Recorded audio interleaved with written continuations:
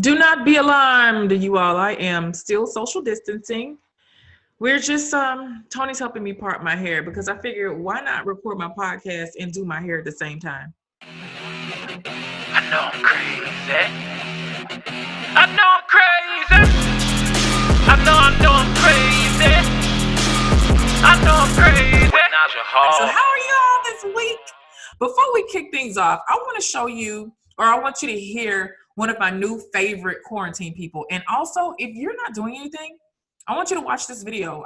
Because click on the link to this podcast here, wherever you're finding it. Click on this particular episode, and you'll see a link to a YouTube video. Because right now, I'm talking right now on YouTube. So if you want to, look at me, then click on the YouTube video. But first, I want you guys to hear and or watch my friend Leslie and see what Leslie is doing during this quarantine. Well, shit.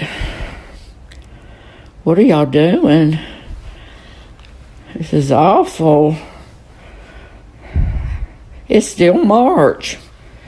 How many days in March? When is April gonna fucking get here? What? My mother holding up the steps asking me who I'm talking to. I'm talking to my friends. Mama, quit bothering me. How much more of this can I take?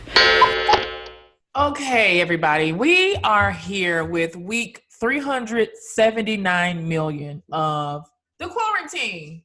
I don't know what day it is. I don't know what week it is. I just know today is Tuesday because that's the day I always present you guys these podcasts. And I honestly I didn't plan out what I was going to say today, but those always turn out to be the best types. Those are always the best episodes. By the way, if you aren't doing anything else, kind of like I'm not doing anything else right now, and you want to watch me as I literally sit here and talk into my camera, then that's perfectly fine. Some people are visual creatures. So for the time being, if you want to watch this, then come on down, honey. The link is on, if you click the link on this podcast, the detailed or the read more portion, you'll see the link, take you directly to YouTube so you can see me. And if I get distracted here, then I'm braiding my hair. I'm probably going to braid my hair as I'm talking on this podcast. So there's that. Okay, so we are still in Texas. And the neighborhood that we're in right now, it's like Greenville or it's Uptown. It's a neighborhood full of yuppies. A lot of people that are younger than me. I haven't seen a lot of our age group, but the thing that's so alarming is nobody has on masks. And I get so pissed off. Tony and I walked to, and I know I sound like a hypocrite right now, but I really needed a green tea latte, a matcha latte. And so we found this place that was 2 minutes away. Walked over there, and we have on our full regalia. Those cute masks that I told you guys about last week. So I wore my mask, and nobody had a freaking mask on. It's like, what's wrong with you Texans? Are you guys stupid? Is it like, do you not care? And by the way, Texas, Tennessee, Georgia, and I think Kentucky, I'm not sure. They've all opened or partially opened their retail stores. So aside from Walmart being open and stuff like that, now you got the Home Depot. See, people are in lines. Luckily, you have to wear a mask to come into to patronize the store. So that's a good thing. But beyond that, I just don't understand. Look, see, people, if you're out there, yes, the country is slowly opening back up, but I don't want I know I'm crazy with Naja Hall listeners to be on that first wave of people that's going to die because your behind was a test dummy because you wanted to take your butt outside to see if it's safe. Guess what? It's not safe. So during this time, I have been able to really hone in and get back to something that I absolutely love to do, which is coaching clients. I have some of the most amazing clients. And I had an experience with one this morning. And I don't think that they would mind me telling you about this because, and when I coach, it's such an individual thing. Then I do videos and then I do podcasts to share with the masses. But sometimes I wish I could record my coaching sessions because they're so, I'm like, damn, I wish I could serve more people at once. So I'm going to tell you guys about it. So I was talking to one of my clients and she is in a high conflict situation where she and the dad are divorced, but the fella is he's not awesome. You know, he gives her a hard time. He gave her a hard time during the relationship.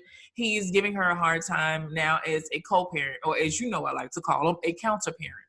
And so she kind of hired me to help her to heal from some of that narcissistic abuse and to teach her how to deal with this type of person. And y'all know Miss Naja loves to help you to eat up a narcissist.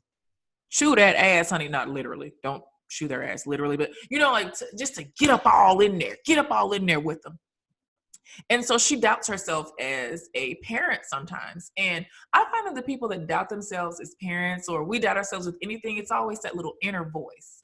And I had a very stern mother. You guys met my mom on the first episode of season 2. I had a quite stern mother. Remember me telling you all that the lady that y'all met, that y'all talked to, I don't know that woman. That's not who raised me. I was raised by Nancy, the drill sergeant. And so I think what happens with me, especially, like I'll be dealing with any kid, niece, nephew, my stepkids, any kid, and I don't want to implant in them the same traumas that I suffered. And sometimes I think that makes us go out of our way, and that makes us bend our boundaries because we're like, oh my God, I don't want to traumatize this kid.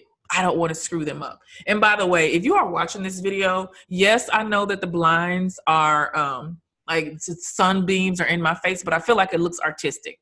So I'm going to leave it. I'm not going to, Tony told me to open the blinds and close them, but I'm not going to do that because I like the stripes across my face. So we don't want to re-traumatize our kids. And so we'll let them get away with certain things. And my client was talking to her son today, and you know, he had just gotten back from a visit with his dad. And as you all know, especially if you're co-parenting or you're counter-parenting, or your kid has 2 different households, which most of you that listen to this podcast do, then, you know, sometimes you'll have to reacclimate your child to your house and your rules, or they'll go through like this one-day fuzzy period where they're extra clingy, or sometimes they're disrespectful, or they're still bringing the habits in from the other household. And you know, she's like, well, my son needs a day to kind of cool off. And I was like, honey, now he's 8 years old. At this point, kids are going to try to bend the rules, y'all. They know what's okay. They know what's not okay. But just like anybody else, they want to know where the boundaries are. And if you haven't shown them the boundaries, if you have not shown them this is not okay, this doesn't fly over here, then they're going to keep doing it. So this particular boy, he'll come in and he will, I think in my opinion, he'll torture, he'll torment the household. He tears up stuff, he writes on walls, he kicks and screams, he cries. And the first thing that mom said to me, she was like, well, you know, it just he's coming back from his dad's house. I said, that doesn't give him an excuse to come and torment and tear up your whole damn house. This does not mean he gets to be a jerk to you guys. And what you're doing is you're victimizing him. When you allow your child to act like this, you're saying, oh my God, they have 2 households. And so this behavioral pattern is normal. That ain't normal. I get it. Your mama lives here and your daddy live here, but that don't mean you get to raise hell everywhere. Okay, so number 1, we can't victimize our kids. And so then I noticed, like, you know, I got to hear this, and he was like kind of in tantrum mode. And he was like, Mama, I hate you. Now, let me tell y'all something. The Nancy that y'all met, I told y'all, I don't know that woman, but the one I had, if I had to fix my mouth to say something like that, I'd be talking to you guys gumming right now. I'd have no teeth, not one. I'd not have one toothus in my head. It would not be there. And so when I heard the kids say that, I was like, no. Like, are you, like, really? And so I was like, hey, do you mind if I give you, you know, just can I make an observation? Can I share an observation? She's like, absolutely. I said, well, you know, it's up to us to teach our children what their emotions mean. And there's 27-ish different emotions. Those of you that have taken my course, the 3 traits of happy people, you know, in the course I teach that there's about 27 different emotions, but everybody wants to be happy all the time. Everybody wants to sell happy. They want to, happy is their goal. And so that keeps us from leaning into our other emotions. Hatred is something that the son expressed that he was feeling. And I said, why did you allow him to say that? Because I never want to judge a person. I first want to understand their methodology of why they're thinking the way they're thinking.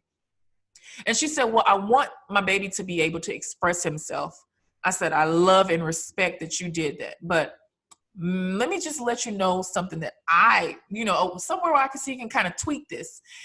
I said, you didn't give him a toy that he wanted. You told him he couldn't have his tablet. So he lashed out and said, I hate you. I said, now when I think of hate, I think of someone that murdered my whole family, or someone that stole my dog, or someone that is trying to rob me of my peace. When I think of hate, I think that, that's such a strong emotion. And I said, you allowing him to express that, you're not teaching him what hate truly is, because there's no way he could hate a loving mother that feeds him, clothes him, comforts him, shows him compassion, has protected him to her wit's end, hired Miss Naja as a coach just so she can learn how to have a more fulfilled life and therefore be a better mom. I said, he doesn't hate you. He just doesn't know what hate means. I said, so this is your responsibility to show him that. I said, because in his mind, you're a person in that moment, you didn't give him something that he wanted. And so he said he hated you.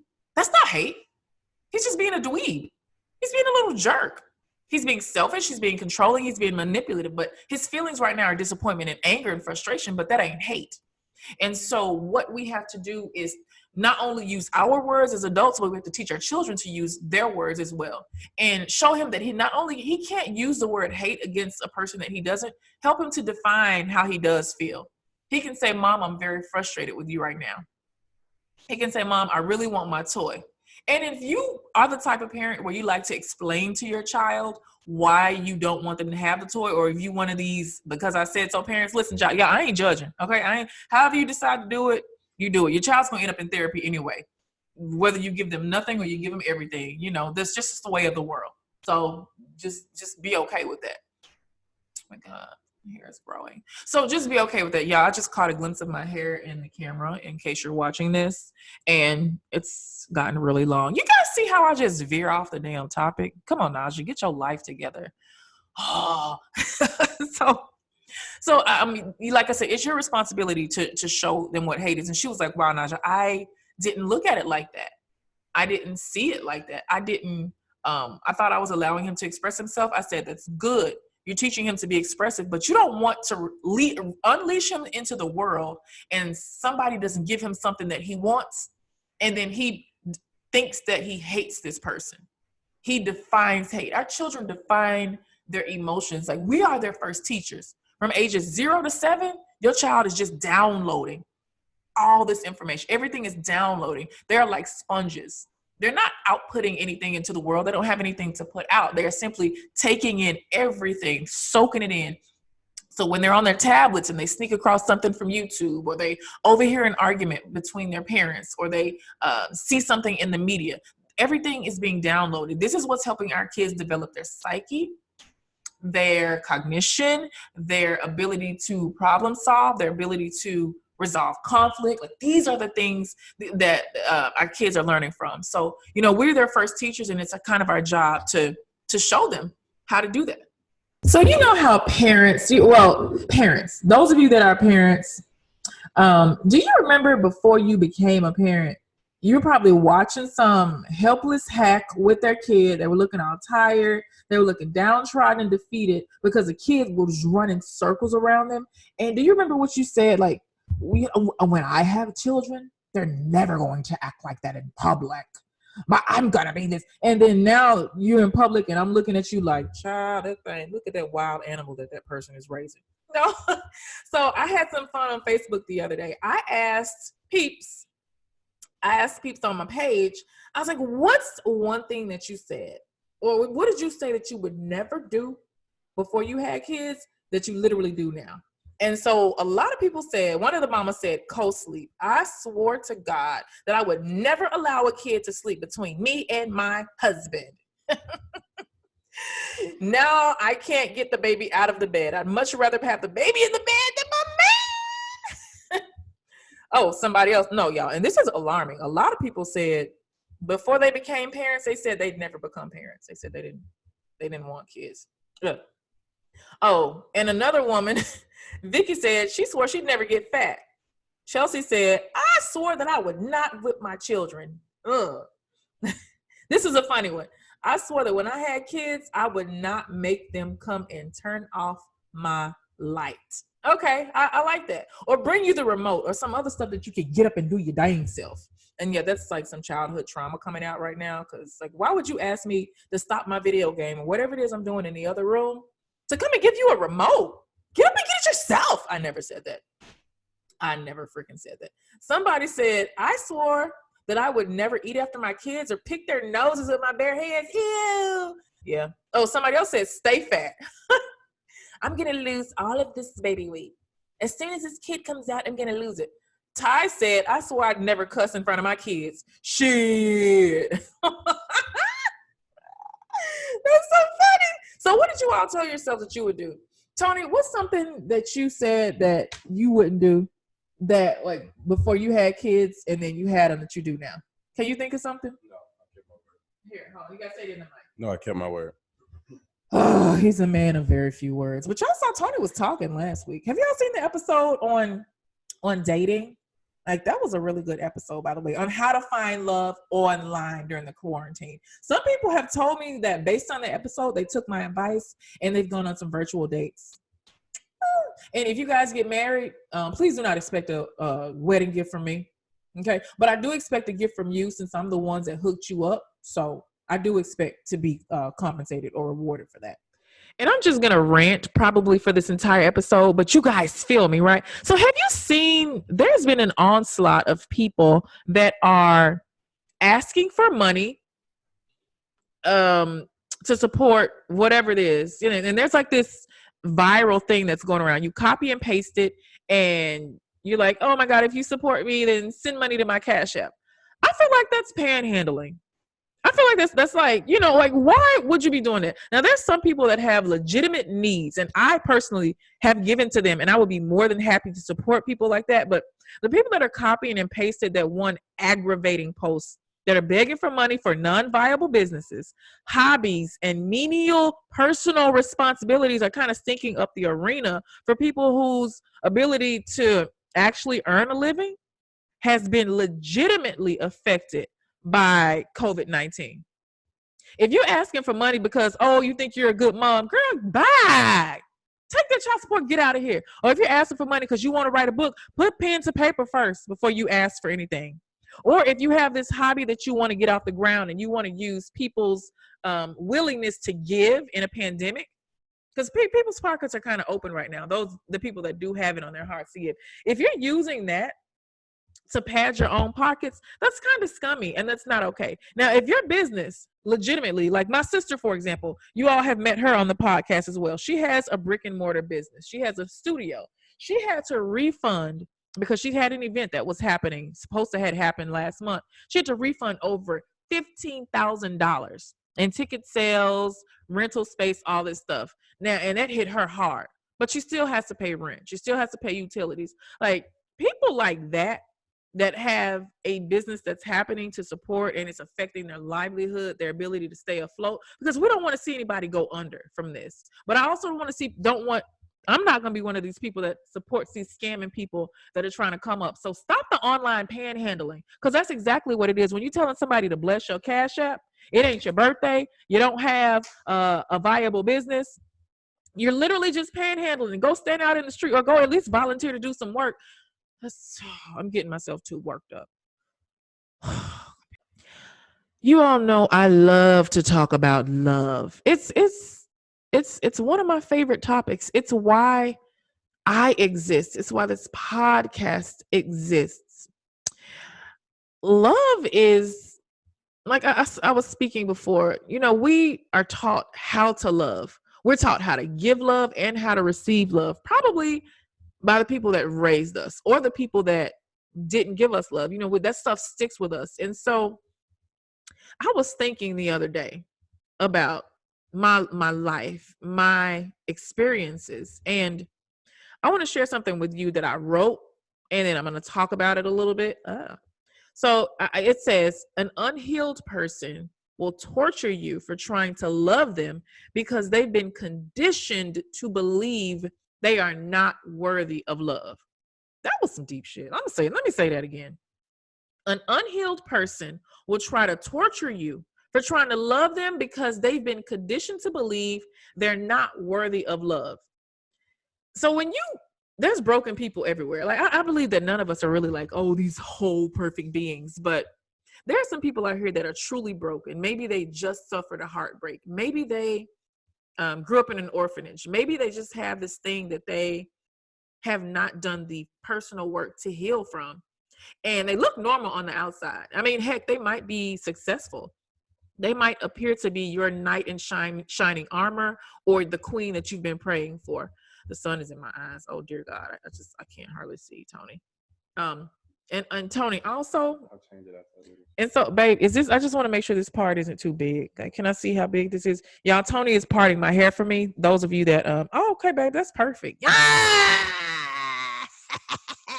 I love it. Sorry, babe. Sorry, I went in the room. Here's a Virgo. So I don't know why I'm worrying about a Virgo parting my hair. It's probably going to look like a geometry project when he finishes. So, there's these people and we look at them. They appear to be the total package, which is why we feel okay giving ourselves over to them. And I feel like broken people are so good at opening your heart. They can open your heart. They know what to say because they know what was said to them. They know what broke them. They know how to repeat these patterns. They know how to say these words that are going to permeate your soul and penetrate your mind and stick with you. They're really good at that. It seems like the broken people are the ones that just, damn man, like they know they have a script. And so the thing is, when you meet them, when you come across one of them, you're going to probably fall smitten. I mean, you might see them as broken after a little while, but us women, especially if you just started listening to this podcast, then we're some fixers. We're like, oh my God, I see that he's broken. I can fix him. I can totally help him. But, so if that's the case for you, then girl, please don't do that, sis. Like, do not do that. But the thing about it is when we enter into these deep relationships and you start to learn this person is kind of broken, it's almost too late.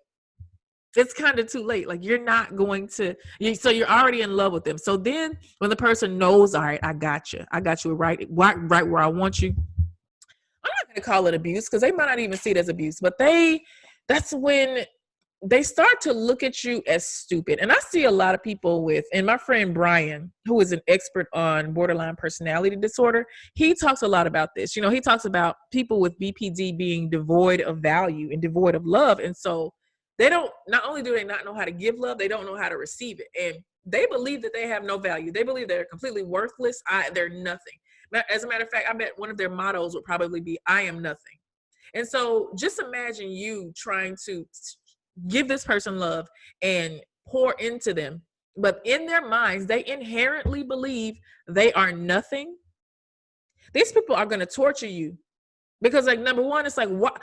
And I'm just going to talk from the mind of a person that is broken in that way. I already know that I'm not worth anything, but you're over here telling me that I am, when everybody that I trusted to raise me in the beginning of my life and every relationship that I've had has shown me that I'm not worthy of love. But here you come.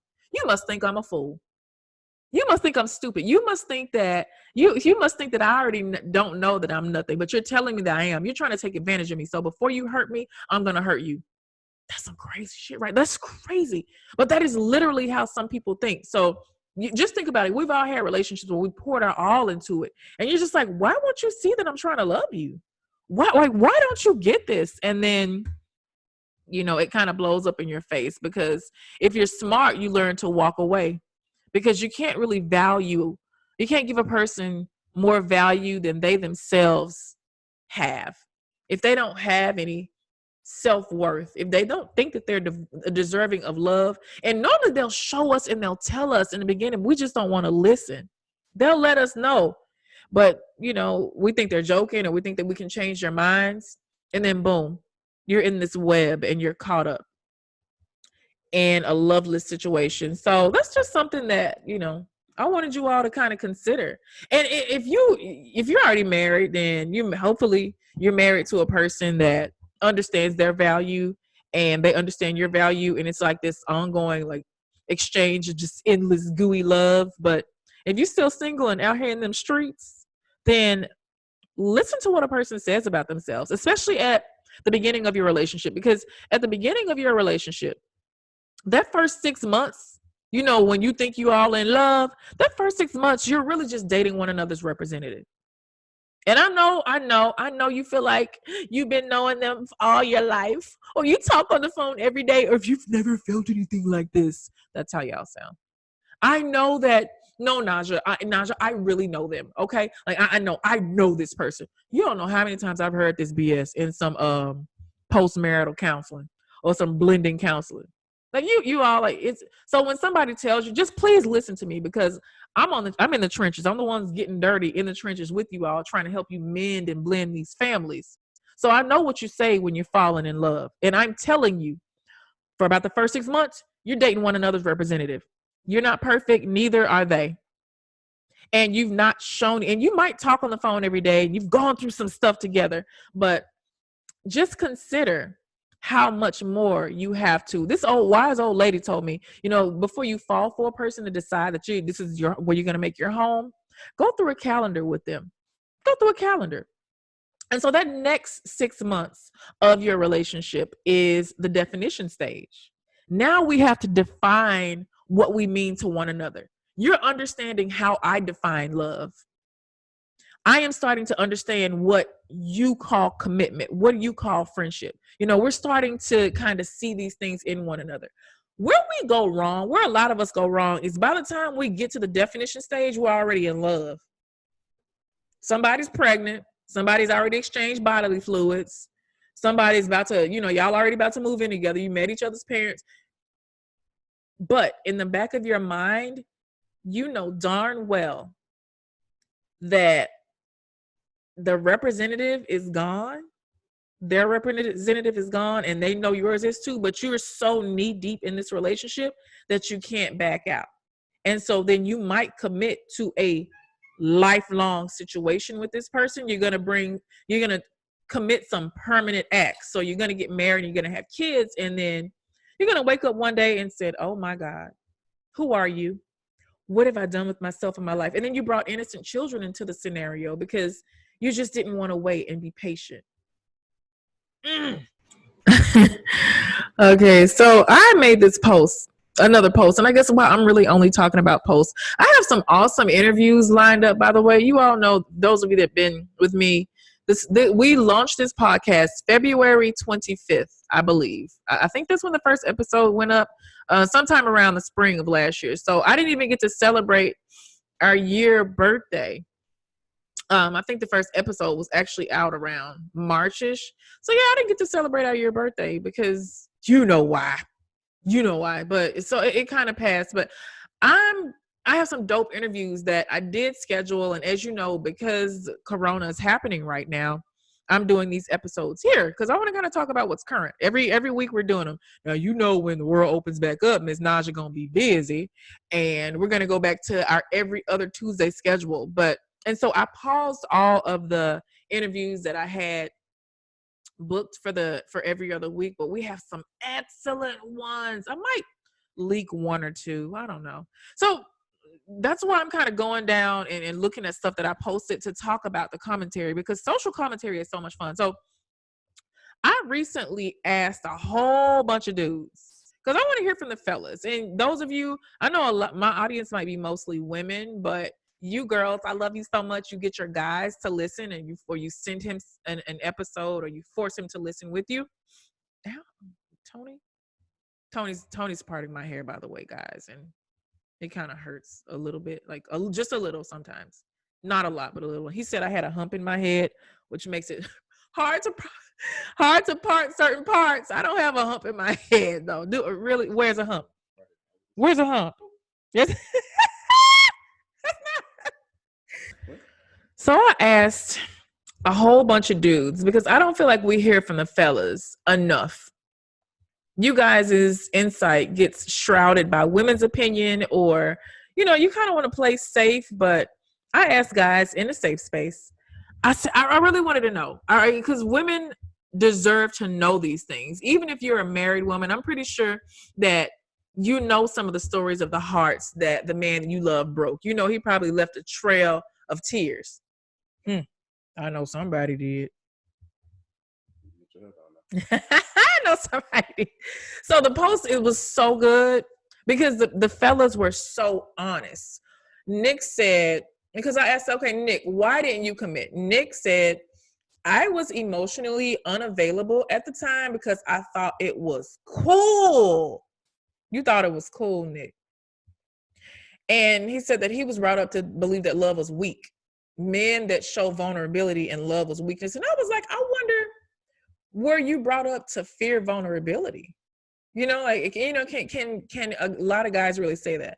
Calvin, who said, I realized that she was dope, but I didn't see her as someone else would have. I knew that I was standing in the way of a man that will love her fully. I was right.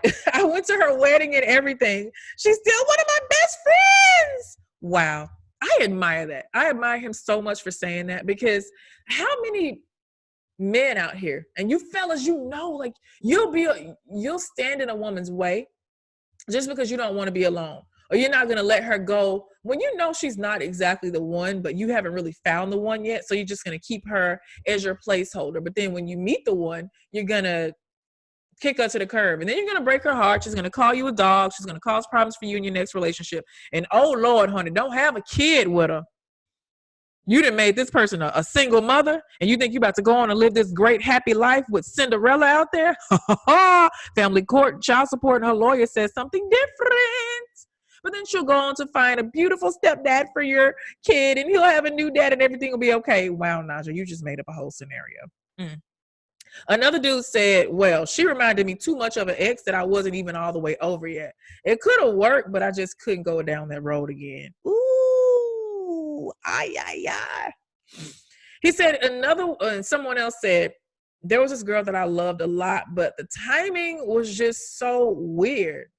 Either we were both entering a relationship or both leaving relationships. Sometimes it would be weeks apart. That happened at least 3 times with us.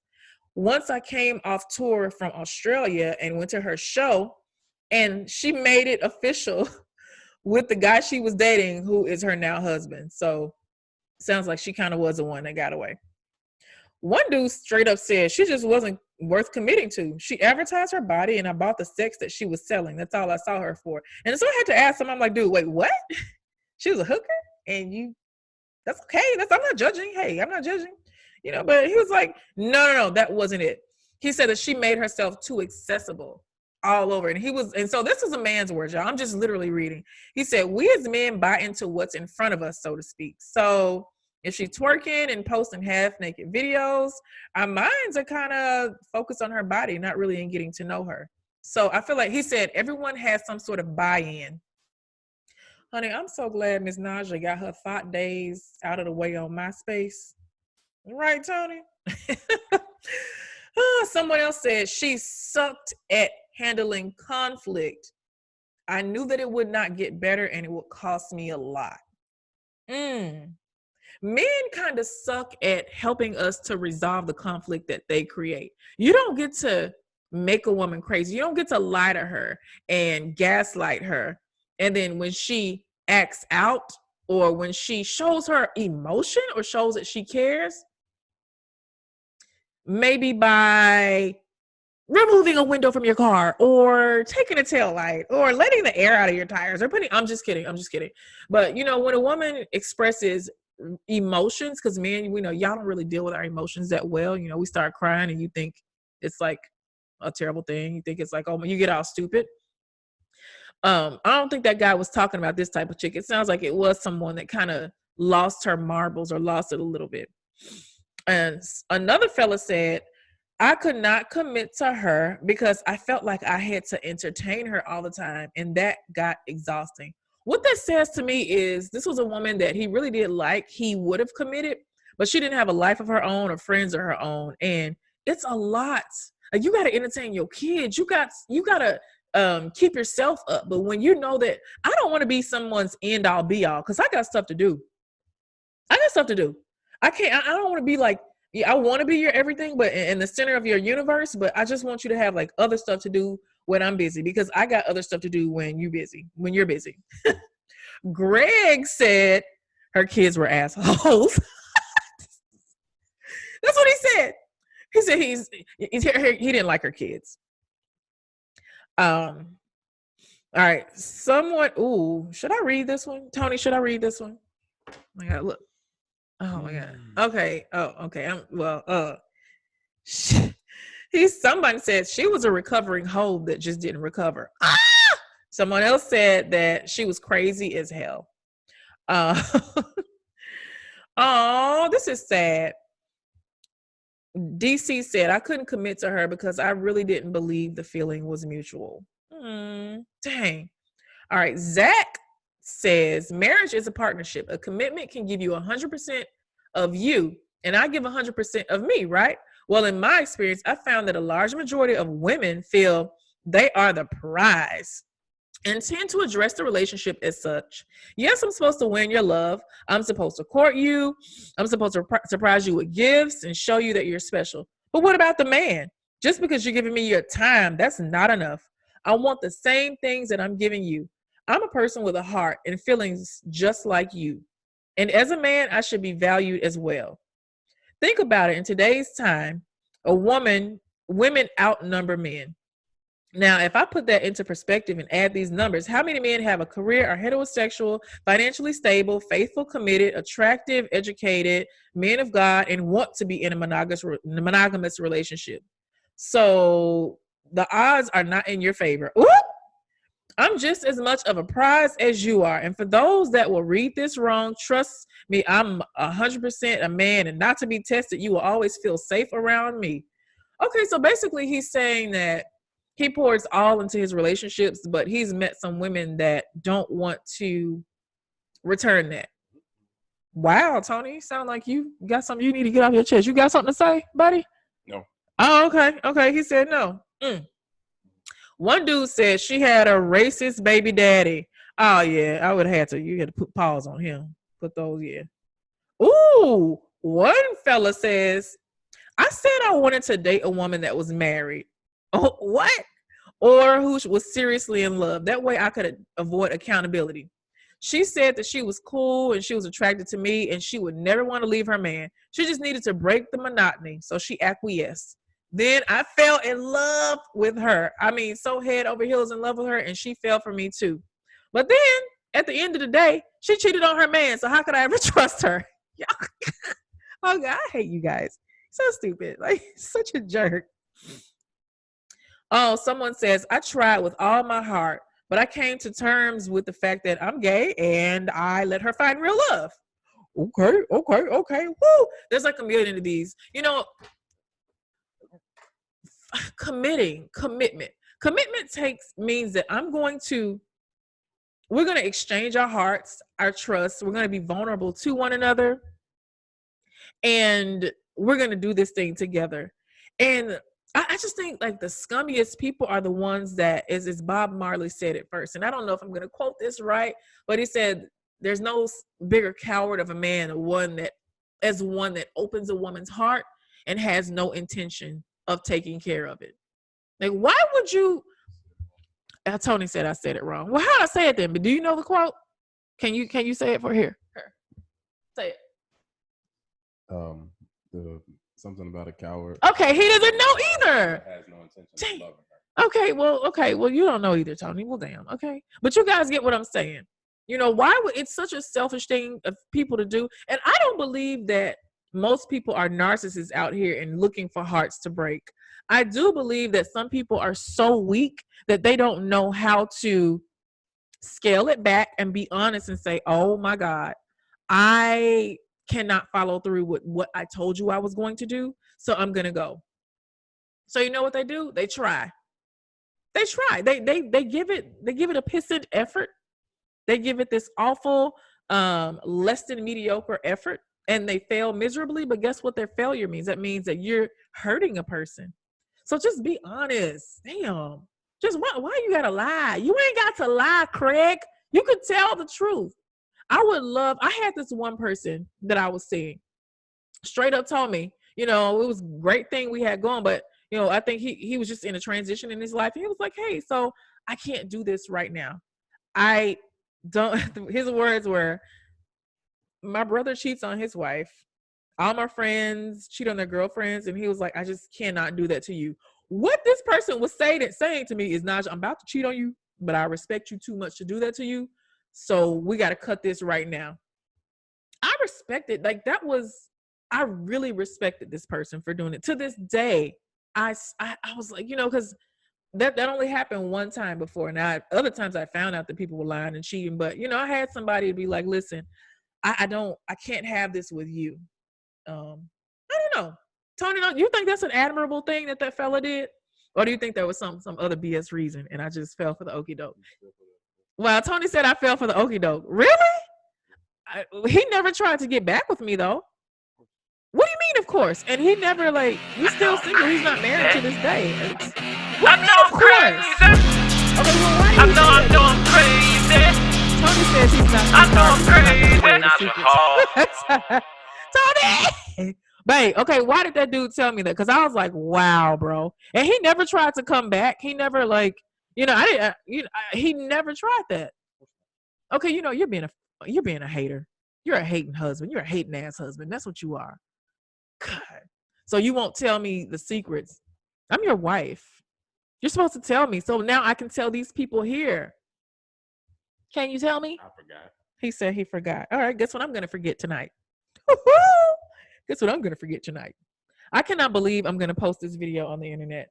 Normally I would just have to have my makeup on and my face on and look at my little braids, but my hair is growing like a mofo. Wow, she's like really growing. But so I think I'm going to wrap it up because Tony's almost done parting my hair. I think this is a good place to stop. Go back and look at the pictures. I'm going to post some pictures of my braids when I'm done. I'm pretty sure I am. So I want you to go on. You all go and look and tell me how you like them. So I will see you next Tuesday, same time, same place. I'll be bringing interesting topics, interesting videos. I want you to call into me, write into me if you have something that you want to say. Remember, you can email me at podcast@NajaHall. Maybe I'll call you up while I'm recording and you can ask a question real quick. I'll see you all next Tuesday. I know I'm crazy with Naja Hall. I know I'm crazy. I know I'm crazy. I know I'm crazy. Naja Hall.